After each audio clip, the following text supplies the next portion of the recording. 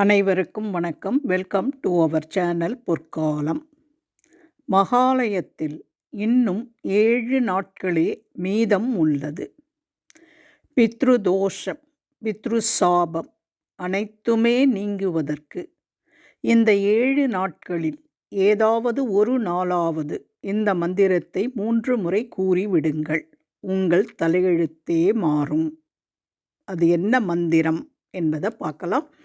வாங்க நம்ம வீடியோக்குள்ளே போகலாம். நம்ம வீடியோக்குள்ளே போகிறதுக்கு முன்னாடி இதுவரைக்கும் எங்கள் சேனலை சப்ஸ்கிரைப் செய்யாதவர்கள் சப்ஸ்கிரைப் செய்யுமாறு அன்போடு கேட்டுக்கொள்கிறேன். மறைந்த பெற்றோர் மற்றும் முன்னோர்களின் ஆசீர்வாதத்தை பெற பிருகத் தர்ம புராணத்தில் அமைந்துள்ள பிரம்மதேவர் அருளிய பித்ரு மந்திரம். ஓம் நம பித்ரே ஜன்மதாத்ரே சர்வதேவமயாய ச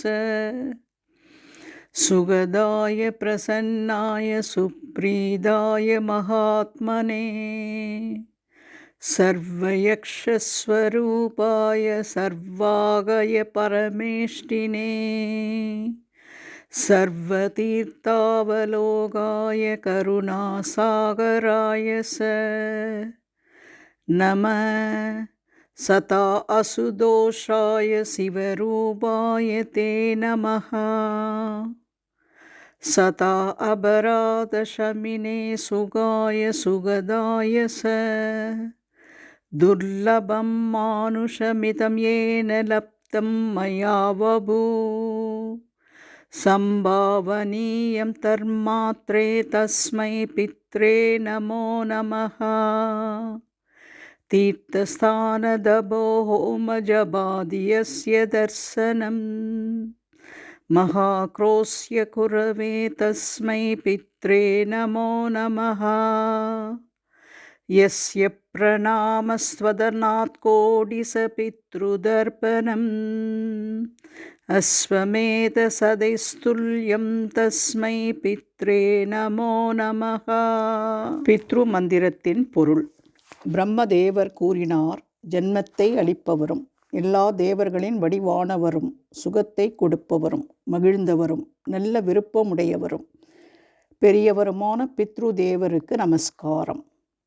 எல்லா யக்ஷங்களின் வடிவானவருக்கும் ஸ்வர்க்கமானவருக்கும் பிரம்மாவானவருக்கும் எல்லா தீர்த்தங்களையும் கண்டவருக்கும் கருணை கடலானவருக்கும் நமஸ்காரம்.